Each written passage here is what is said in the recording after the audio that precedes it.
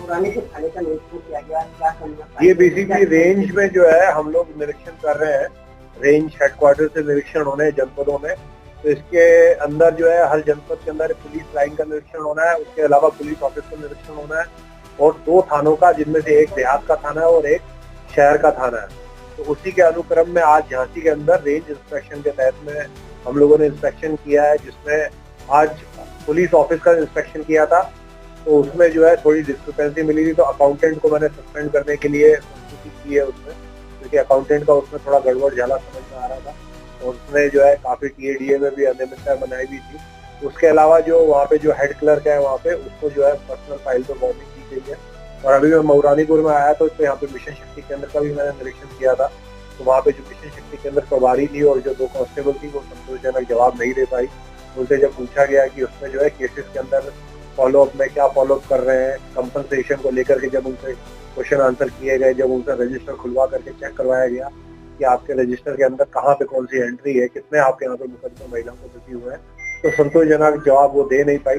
तो इसी में जो है सीओ को पर्सनल फाइल वार्निंग दी गई है और जो संबंधित महिला मिशन शक्ति केंद्र प्रभारी है, वो महिला और दोनों महिलाएं जो उनके साथ हुई थी, उनको सस्पेंड कर दिया गया तत्कालिक प्रभाव से। उसके अलावा यहाँ पे आकर के दंगा नियंत्रण योजना के तहत पुलिस की क्या दक्षता है, कितनी प्रोफेशनली वो हैंडल कर सकते हैं, तो यहाँ पे 10 लोगों को जो है वो सब दंगा नियंत्रण उपकरण से उनको क्रॉस क्वेश्चनिंग पूछी गई। तो ऑलमोस्ट संतोषजनक रहा कि वो लोग लगता है कैपेबिलिटीज उन्होंने अपनी डेवलप करी हुई है। उसके अलावा यहाँ पे आर्मरी में आकर के आर्म्स एंड एम्युनिशन को देखा गया है। फिर उसके बाद में यहाँ के जितने भी मऊरानीपुर थाना अंतर्गत जितने भी गणमान्य लोग हैं, मीडिया कर्मी है, उसके अलावा जितने भी यहाँ पे जनप्रतिनिधि हैं, उनसे भी वार्तालाप किया गया। यहाँ पे 2-3 समस्याएं जो मूलभूत से आई है संज्ञान में, उसको लेकर के हम लोग निस्तारण करेंगे। एसएसपी साहब को निर्देश भी दे दिए गए। उसके बाद हमारे यहाँ की जो सबसे इम्पोर्टेंट कड़ी है, जो बहुत ही परंपरागत तौर पे जो हमारे साथ जुड़े रहे, हमारे ही विभाग का एक अभिन्न अंग रहे, चौकीदार। तो तकरीबन यहाँ पे 41 चौकीदार हैं। उसमें से सभी चौकीदारों के साथ में हम लोगों ने चाय पानी, अपनी चाय पी, साथ में खाना खाया।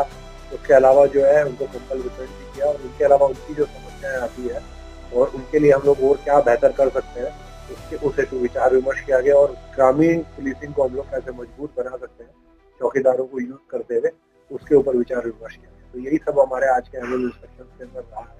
और कल जो है नवाबाद थाने का और पुलिस लाइन का इंस्पेक्शन शराब को लेकर व्यापारियों की तरफ से, हाँ, ये वो मैंने आपको जो बताया 2-3 जो इशू उन्होंने उठाए थे, उसमें एक इशू पोस्टमार्टम हाउस को लेकर के उठाया था, दूसरा इशू जो कच्ची शराब को लेकर के उन्होंने बताया है, तो उसको हम लोग दिखवा रहे हैं। और उसमें एक जनजाति का नाम लेकर के उन्होंने कहा है कि उनके काफी लोग इसमें सम्मिलित रहते हैं, महिलाएं, बच्चे। तो हम ये देखेंगे उसमें हम एक मतलब इन्फोर्समेंट से ज्यादा समाज के अंदर परिवर्तन करते हुए एक कल्चर में कैसे चेंज ला सकते हैं, हेतु हम लोग कैसे रिफॉर्मेशन कर सकते हैं उनका, या उनको क्या अल्टरनेट सोर्स ऑफ इनकम हम लोग प्रोवाइड करवा सकते हैं कि उनका इस पे डिपेंडेंस एटलीस्ट कम से कम खत्म हो। और अगर इसमें कोई उस समाज में माफिया है जो बाकियों को यूज करके अपना धन अर्जन कर रहा है, तो उस माफिया के खिलाफ में कड़ी से कड़ी कार्रवाई करेंगे। सर, यातायात को देखा जा रहा था काफी एक्सीडेंट हो रहा था, उससे आप क्या कहेंगे? यातायात को लेकर के यूपी पुलिस काफी ज्यादा